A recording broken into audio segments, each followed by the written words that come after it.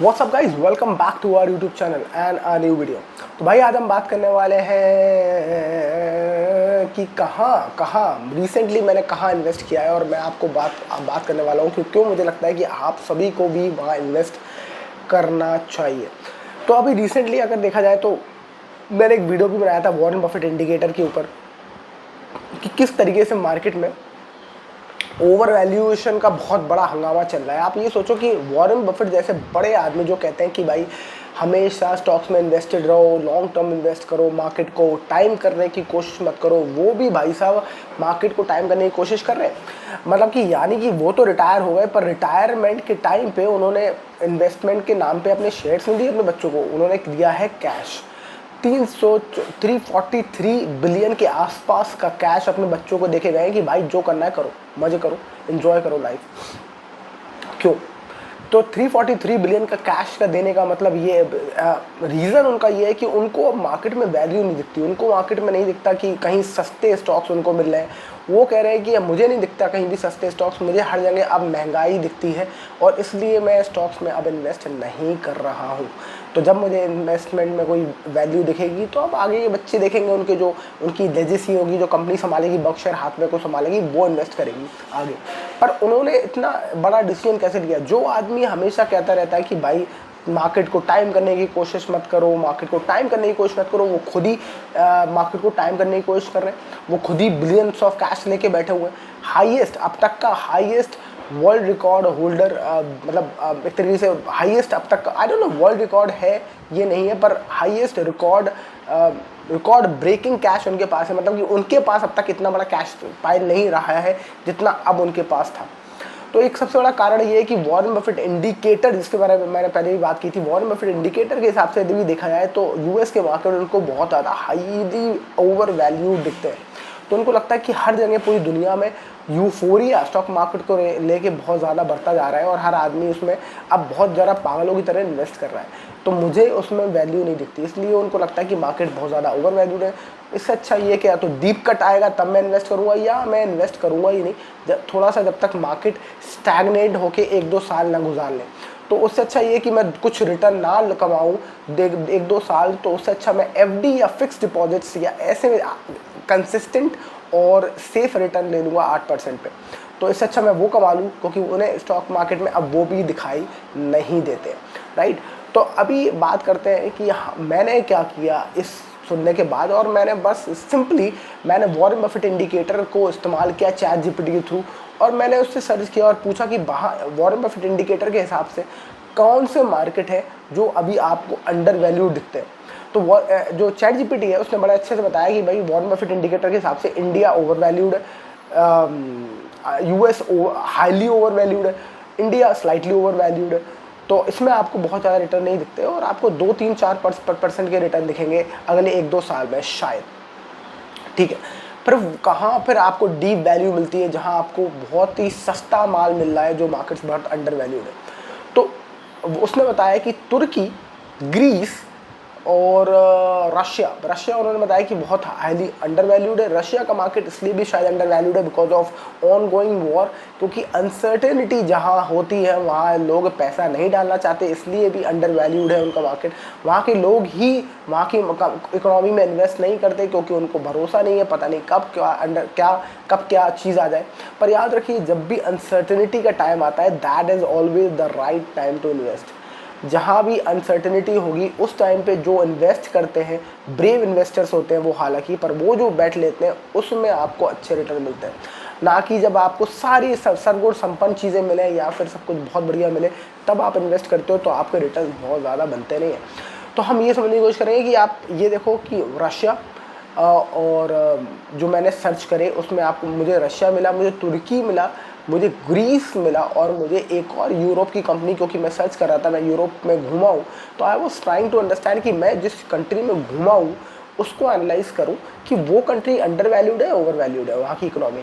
तो मुझे यूरोप की 2 कंट्रियाँ, 3 इनफैक्ट, एक तो यूरोप में नहीं है, एक जैसे तुर्की जो यूरोप में नहीं है, पर मैं क्योंकि तुर्की घूम के आया हूँ, उसका इंफ्रास्ट्रक्चर देख के आया हूँ। इनफैक्ट अगर आप घूम के आए हो तो आप इस्तांबुल का एयरपोर्ट देखें, आप सच में आपकी आंखें खुल जाएंगी और आपको लगेगा कि हाँ यार बात तो है भाई, इतना बड़ा एयरपोर्ट है इस्तांबुल का कि आप ढूंढते रह जाते हैं कि कौन सा टर्मिनल कहाँ है, और ऐसा लगता है कि ये मॉल है, बहुत ही बड़ा मॉल है जिसमें सिर्फ चीज़ें ही चीज़ें हैं। इसमें दारू मिल रही है, खाने को मिल रहा है, घूमने को मिल रहा है, ये दुकान वो दुकान, ये शोरूम वो शोरूम।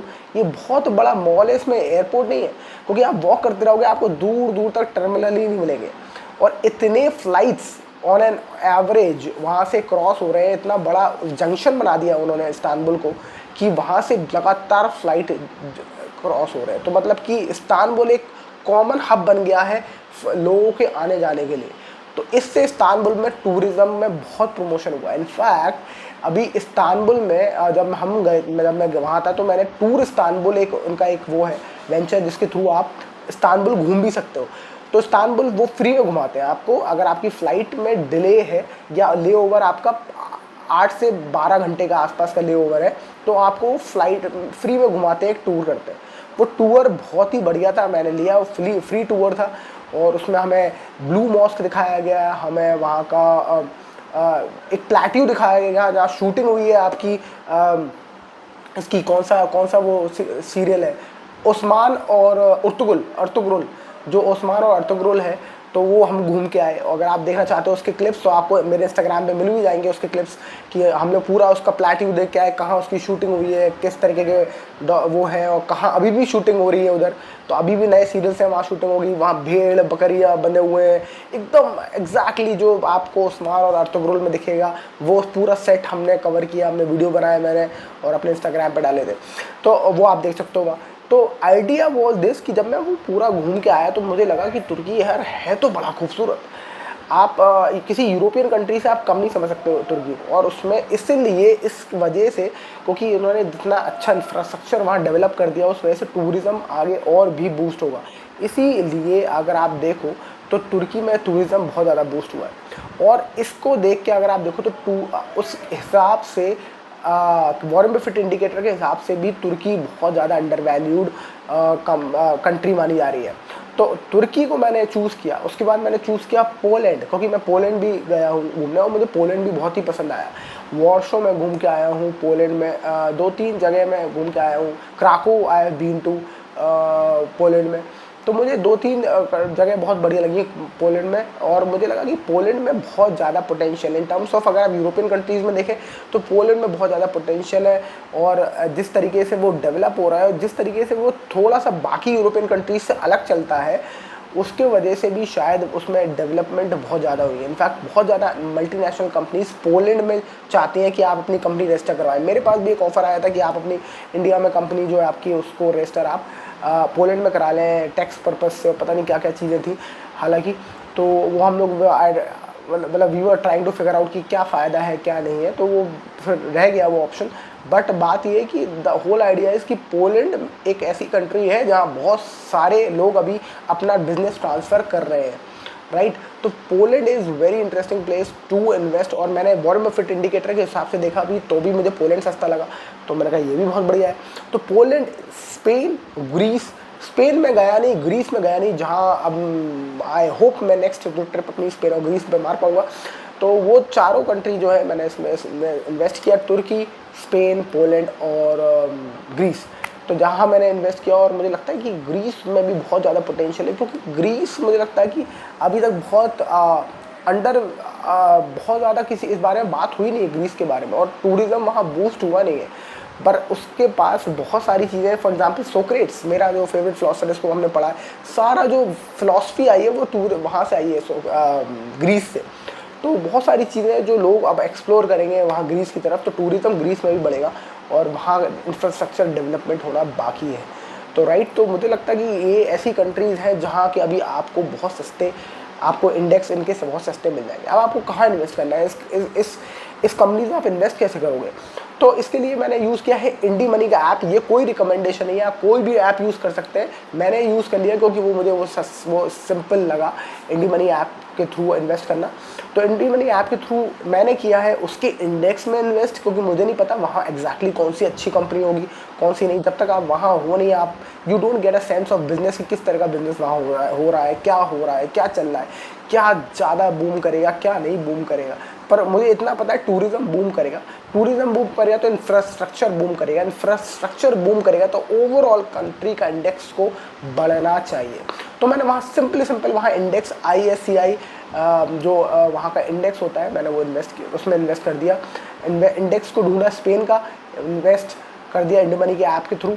पोलैंड का इंडेक्स ढूंढा, उसमें इन्वेस्ट कर दिया। जो भी इंडेक्स में मुझे प्राइजेस मिले मैंने उसमें इन्वेस्ट कर दिया, and I am holding it for next 10 years. तो अगर आपका इतना लंबा हॉराइजन अगले 10 साल के लिए आपने किसी चीज़ को इन्वेस्ट कर दिया तो आप उसमें आराम से बैठ सकते हो, क्योंकि हो सकता है अगले 2 साल में वहाँ का इंडेक्स और ज़्यादा गिर जाए। पर हो सकता है जब ये वॉर लाइक सिचुएशन जब ख़त्म हो और बाद में दोबारा ये कंट्री सारी डेवलपमेंट स्टार्ट करें, जब ये अनसर्टेनिटी ख़त्म हो, तो एक आपको बहुत ही अच्छे गेन्स दिख सकते हैं।